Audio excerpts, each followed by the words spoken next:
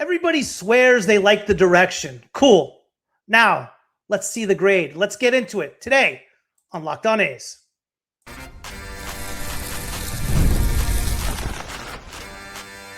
You are Locked On A's, your daily podcast on the Athletics, part of the Locked On Podcast Network. Your team every day. Welcome to Locked On A's, part of the Locked On Podcast Network. Now, the number one sports podcast network in the country. I am your host, Booney, lifelong A's fan, and your daily source for in-depth analysis, roster breakdowns, and unfiltered takes you won't get anywhere else. Welcome to Locked On A's, part of the Locked On Podcast Network. We are your team, your A's, every single day. And today on Locked On A's, we open by putting the A's off-season under a hard spotlight, grading every major move with zero buys and zero excuses. Straight up card on whether the front office actually made the team better. From there, the conversation shifts into projecting the 2026 A's starting lineup, breaking down who's locked in, who still has something to prove, and why this roster looks a lot closer to be ready than what the national narrative wants to admit. We wrap up with a full-blown reality check on are the Dodgers bad for baseball argument. I've given my take earlier this week, but what do my special guest panel think of all this? As I am not alone today. Aaron, a.k.a. Bootleg Guy, and Sam, a.k.a. Straight A's. What is up, everybody? How you doing, Booney? Hey, buddy. Good. Aaron, how you doing, pal? I am excellent, my friend. How are you? Good. Let's start off. Let's get right into it. Off-season. A's haven't made many major moves. The three moves we basically have is Mark Leiter, replaced Badeau. Jeff McNeil, we basically got in a cash dump and the extension of Tyler Soderstrom. I expect Jacob Wilson to sign an extension before the season starts. Aaron, what's your take so far on the off-season? If you were to give it a letter grade as it stands right now, what it would be, what do you like, what don't you like? I think right now it's a solid B. I absolutely loved the Soderstrom signing, Soderstrom extension. He really came into his own last year, obviously, Gold Glove finalist. The bat, even after a little bit of a malaise in the summertime, really took off late in the season. He's one of the key guys, one of the pillars of this lineup going forward. So glad they locked him up. The rest of the offseason has been kind of a meh. Mark Leiter, is what he is. I think Sure. He's a back end bullpen guy on a good team, and I think the A's, still trying to find their way, are probably going to use him a little bit more than he probably should be used. And then the McNeil acquisition, I'm okay with it. I think there's a possibility of a bit of a dead cat bounce coming to Sacramento with the more hitter-friendly environment there. So I'm good there. They look like they're holding serve right now, if not maybe kind of waiting for January to kind of wind down to see if there's anything available out there, dumpster diving or any bargains they might find in the free agent market. They obviously still, I think, need another starting pitcher. But it has been a pretty okay offseason. I mean, they didn't have the splash of a Severino from last year, but that's okay. I think this is still a team that is poised to make another step forward in the win column in 2026. Sam. Yeah, so I think there's still more moves to come this offseason. I still think they're going to add a starting pitcher. I like the moves they've made individually. But if I had to give it a grade to this point, it would probably be a C. Only reason is going into this offseason, if you had told me what's holding the A's back in 2026, I would have said the pitching staff, both the bullpen and the rotation. And they've made one move to the pitching staff at this point, right? And I like Mark Leiter Jr. I would give that move a solid B. But I think you just need to do more from that perspective. And I think they will do more. I think they're going to add a starting pitcher. I think it might be really close to spring training. And I think probably the trade route is the best option for them there. And I think there's some good options there. Like I said, I think Mark Leiter Jr. is a solid move. I like Jeff McNeil. I think adding a high contact lefty really balances out the lineup. And then the Soderstrom move, like Aaron said, I think that's an A. I just don't have a lot of questions about him. He's a good all-around player. He's young. He's a guy that's come up through the system. Love that move. But at this point, I would give them a C. I think that can easily move up to a B if they add another quality starting pitcher. And I think it can bump up even higher than that if there's another move or so, specifically for a reliever. But if I had to give it a grade at this moment, I would give it a C. Yeah, right now I am at a C as well. But if they make the Jacob Wilson extension, it quickly goes up to a B. No extension to Wilson, I'm staying with a C. Jacob Wilson extension, a B. Now, obviously, a lot has been talked about with regard to pitching. And the question I have, and the question I've had all offseason, and the biggest confusion I have is considering how well the pitching performed in the second half of the season. I mean, everybody, including the bullpen. It's where I get confused is, okay, is it sustainable? Is the first question I ask myself. But the second question is who is out there that I want to trade for, that, and who would I want to replace? And I can't come to grips with that. Aaron, is there somebody on the staff as far as starting pitching, as far as the bullpen, from what you saw last year, that you want to replace? The one guy I was thinking of that did get replaced was Osvaldo Bideau. Yeah, when the A's are in such an interesting period of transition right now with the rotation. They're waiting on Gage's jump. They're waiting on Jamie Arnold, who I think are going to debut in 2026. They've got Severino. They've got Springs. They got Luis Morales there. A guy who's not talked about hardly at all this offseason, Jack Perkins. And I know we finished the season on the IL, but he was very good. Phenomenal. When he was out there. And I think what we're going to see, at least from the rotation, is you're going to see, the mainstay guys, the Severino, the Springs, the Morales. You're going to see 4 and 5 just, I think, be another kind of revolving door of guys. Whoever is the hottest arm, whoever comes out of Mesa, the most impressive. It's just going to kind of be that, several names and faces until Jump and Arnold, I think, are ready to step in to the rotation. And at which point, I think at that point, it's turbocharged and they'll be ready to really take off. And then the bullpen is, it's so fluid and so fungible at this point. You pointed out Bideau, being DFA'd, and I'm okay with the arms that are out there. I mean, they've got to suss out a closer at some point. And Booney, I know I've been on several times. You and I have differing views of Hogan Harris, and I like him. I just don't like him as a closer, and I think they've got to suss that out sometime in March to figure that out. But as far as pointing out or identifying somebody that shouldn't be there, I'm pretty okay with this group that they're taking to Mesa in a couple of weeks, and then let the 6 weeks of spring training kind of figure out who stays, who goes. Aaron, you don't have Jacob Lopez in that tier 1 pitchers, like with how you mentioned the Morales, Springs, and Severino, or you have them as kind of like, we'll see?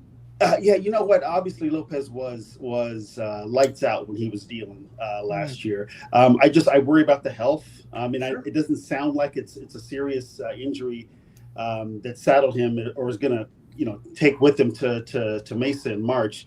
But if he's healthy, he's absolutely right there in that 1 through 4 mix, and all the better if he can give them 160 some innings. He was such a wonderful surprise coming over with Springs in that deal that it's free money. I see that guy, and it's just like, man, it's we're playing with house money with that guy. Sam. Yeah, so just to share a little bit of my background, I was a college baseball coach for 7 years, and I was a recruiting coordinator. Basically, my job was putting together rosters, right? Okay. And a general rule of thumb we had is if you think you have 4 starting pitchers, one of them's going to suck, one of them's going to get hurt, assume you're there, and what do you have after that, right? And I look at this A's rotation, and on paper, I'm fine with, the 5 guys that we'd roll out there to start the season. But when I start looking at it as, okay, one of them's going to suck, one of them is going to get hurt, and you kind of saw that with last year's rotation. Bideau didn't work out, Estes didn't work out, Sears was gone mid-year. And by the end of the year, and I'm not picking on this guy because I think I actually really like some of the stuff he does, but you had like Mason Barnett starting games where he had a 6 ERA in AAA, and now he's starting games, and that's fine when you're in a losing season and you're looking to develop, right? But I kind of look at this A's team, and I think in August, September, they should be playing meaningful games. And do you want to be that thin on the pitching staff by the end of the year? So it's not necessarily there's any guys I would replace, but having too much pitching is never a problem. It's never been a problem. So I look and I think, okay, let's see if there's other guys that can provide major league quality innings that the A's can afford, that they can get in, and that can add upside, right? So a guy I've been kind of been looking at the last couple of days is Patrick Sandoval for the Boston Sox. Reason being, Boston has a bunch of starting pitchers. He's probably not in their rotation. He's owed $12 million this year. He's coming off Tommy John surgery. He's not going to cost a lot from a prospect perspective. He's in the A's budget, and he raises the floor or raises the ceiling actually quite a bit for the A's rotation. In 2022, he had an ERA as a full-time starting pitcher below 3, which shows the upside there. And he fits the profile I think the A's would be looking for. He gets the ball on the ground. He avoids hard contact in the air. His issue's always been walks, but his stuff is really, really good. Now, coming off injury, I don't know how much he raises the floor, but I think if you get anything close to the ceiling, that significantly raises the ceiling of the A's rotation, and that can lead to a bunch of wins.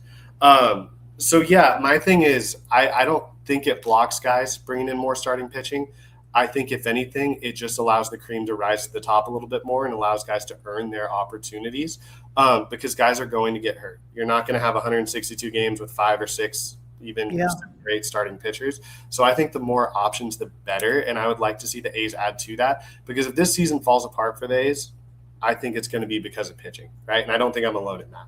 I love the offense. I love the development they've had. I think you go out on a limb. Yeah, exactly. So I love the offense. I love the development they had. I think you need more guys that you can get major league average innings out of on their pitching staff as a whole.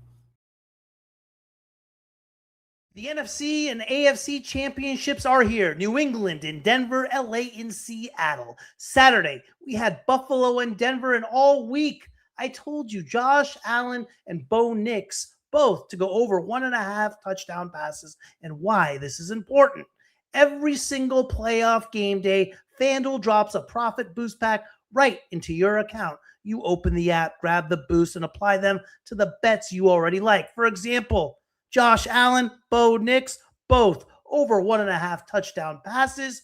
Put those together, and it pays about 4 times your bet. Add a profit boost, now you're talking 6 times, maybe 7 times your money. Same picks, just more juice. This week, I like Drake May and Jarrett Stidham to both have at least 2 touchdown passes. Right now, that pays about 6 times your money. You use a boost, maybe 9 times, 10 times your money.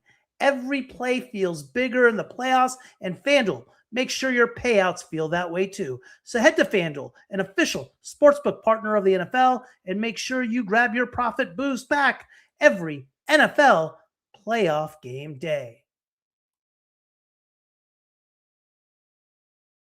Thank you for making Locked On A's your first listen of the day, and thank you for making Locked On the #1 sports podcast network in the country. If you have not done so already, go check out our new Everydayer Club. You will get access to an ad-free audio feed for Locked On A's, compatible with Apple Podcasts, Spotify, and every other major podcast app. An invite to the members-only Locked On Everydayer Club Discord server, which includes a group chat just for listeners of this show. You can locate it at #locked-on-A's. Go to lockedona's.supercast.com or tap the link in the show notes to learn more.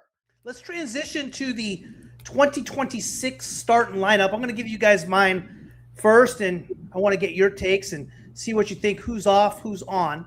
I'm going to lead off with a guy that I just think needs to be that guy. If he ends up doing what he can do from that leadoff spot, like we saw in the second half of 2024, this offense takes a huge leap. But we can't get last year out of our minds is our problem. I think he needs to get another opportunity. I'm going to lead off with Lawrence Butler. Batting second, I'm going to go with Jacobs against lefties. I'm going to go with Jeff McNeil against righties in the 2 slot. I'm going to go pretty much every day. You're going to have Soderstrom, Kurtz, Rooker, and Soderstrom, and Langolier, 3, 4, 5, 6. Okay, that's every day. 7, I'm going with Wilson against righties, McNeil against lefties, and then 8 and 9, I'm going to have Max Muncy and Denzel Clark. Yeah. That's going to be my top 9. The other 4 in the dugout or your utility guys is going to be Daryl Hernandez, Carlos Cortez, Colby Thomas, and Brett Harris. Straight A's, Sam, what do you got? Okay, so I think I would lead off Wilson. He's not a perfect fit there, but what that does is I think it allows you to hit Kurtz second, which I think is the best spot. Just gives him a few more at-bats over the course of the year. Okay. So I would go Wilson, Kurtz, then I would go Rooker DHing. 4, I would go Soderstrom in left. 5, Langoliers behind the plate. 6, against righties, I would go Lawrence Butler. And then against lefties, I would go Colby Thomas. Last time I was on here, we talked about You're Thomas. going to platoon them. Okay, I like that. Yeah, Thomas, 894 OPS against the pitchers in the big leagues. I think that improves the offense and allows them to score more runs pretty quickly. 7, I got McNeil. 8, Muncy, and 9, Denzel Clark. The bench, obviously Thomas I mentioned as one of them. Hernandez would be another. Austin Wynns is the other. The 4th spot there, it's tough between Harris and Cortez. I think Cortez clearly provides the better bat, and you probably want a left-handed bat on the bench, so I'd probably lean there. Okay. But if Harris makes it, you can use him as a defensive replacement late in games for Muncy. That's something I would be totally open to as well. Aaron, what do you got, bud? Yeah, I'm in lieu of giving my own lineup, I think I'll just critique the ones that I've Okay, I like heard. that. That's even better. I'm with Sam on the leadoff spot. I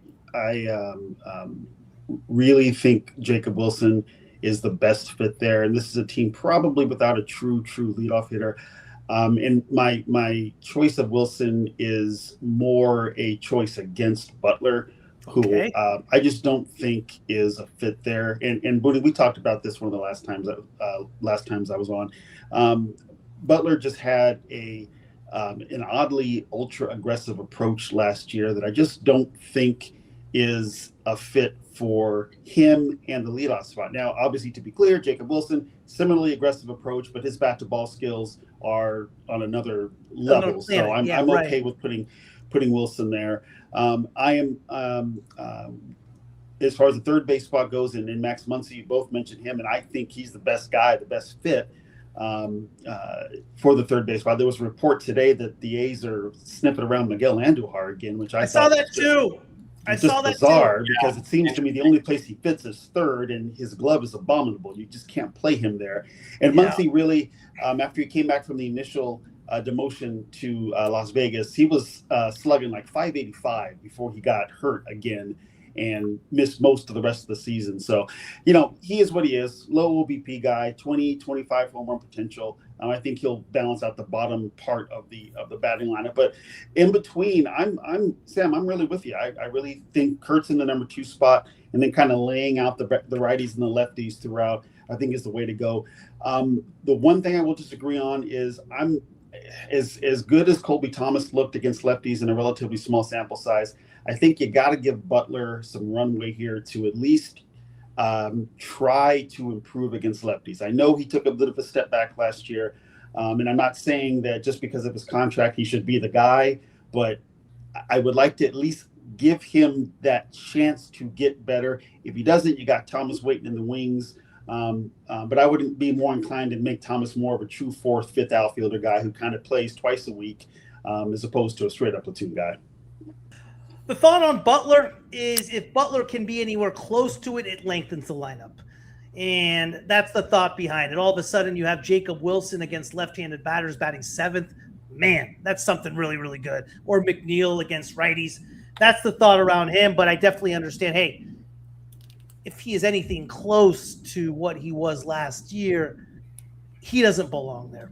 But it would be nice to see him get an opportunity to lead off spot. I think he will in spring training. I think Kotze will give him that one more go and see how he does. But I think that's who the A's want to hit leadoff. If they had it their way, if he was back to the form he was in 24, I think they want him to hit leadoff. Yeah, I agree.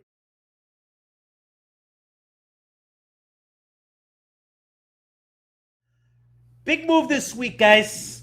Kyle Tucker, 4 years, $240 million.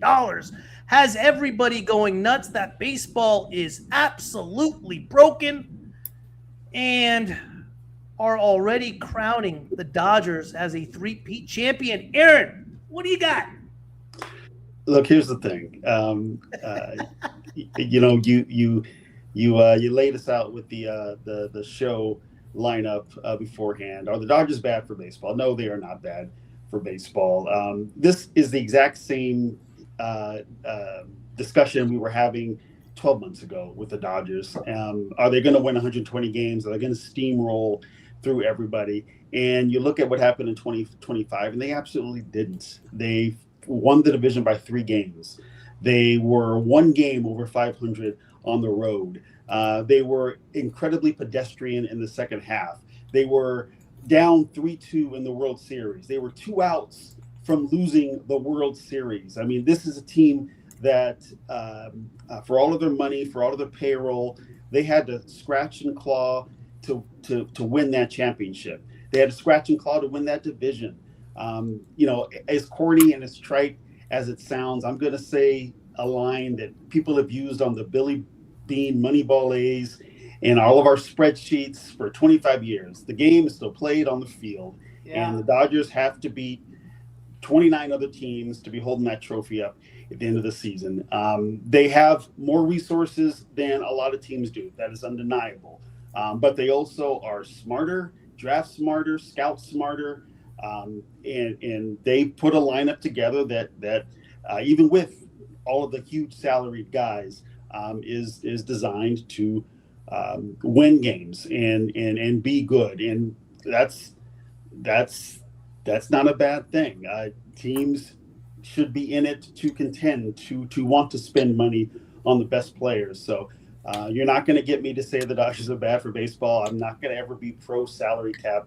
The Dodgers are what they are. They're a well-run franchise who 15 years ago, in the Frank McCourt era, were a laughingstock, and they've turned it around and are a crown jewel franchise, and that's fine. That just gives 29 other teams a more impressive target to hunt for 6 months in 2026. I agree with you. Even 2024 was a tough run for the Dodgers. They were down to the Padres. They were a banged up team going into the playoffs in 2024.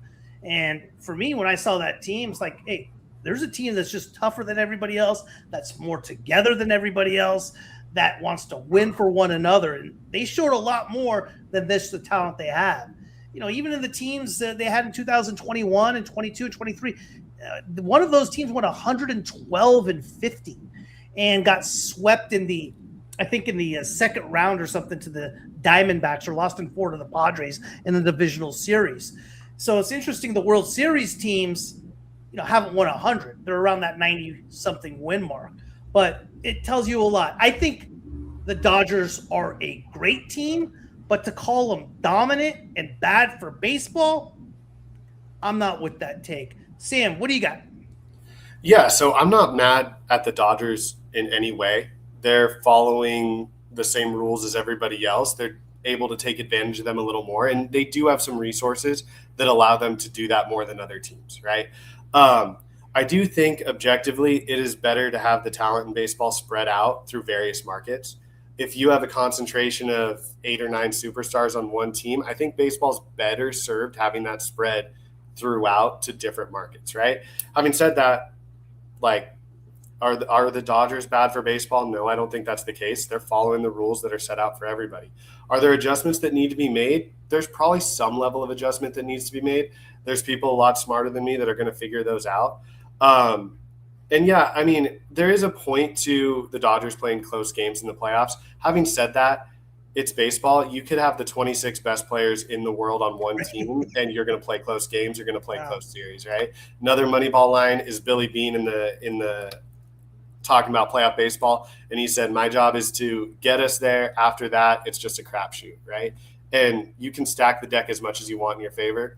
You're still going to lose some playoff games, some playoff series, no matter how good of a team you have.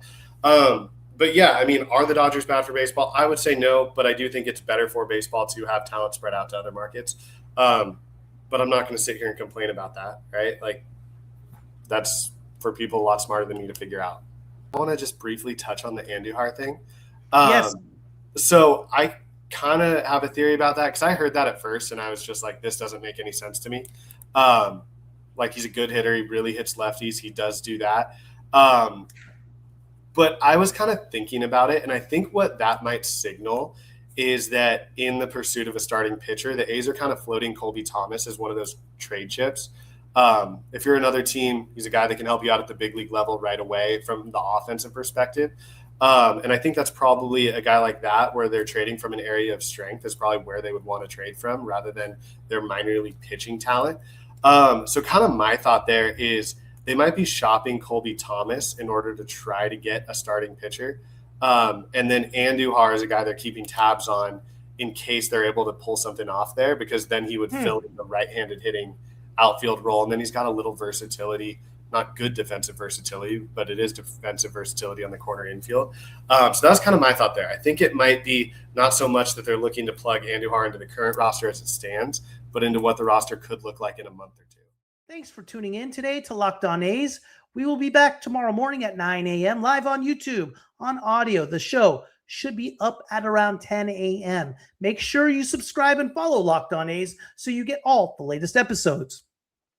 You can find Locked On A's on social media on X, Instagram, and TikTok, all at Locked On A's. If you never miss an episode, the Everydayer Club is built for you. Get Locked On A's ad-free, plus members-only Discord access and more. Head to lockedona's.supercast.com to join the club.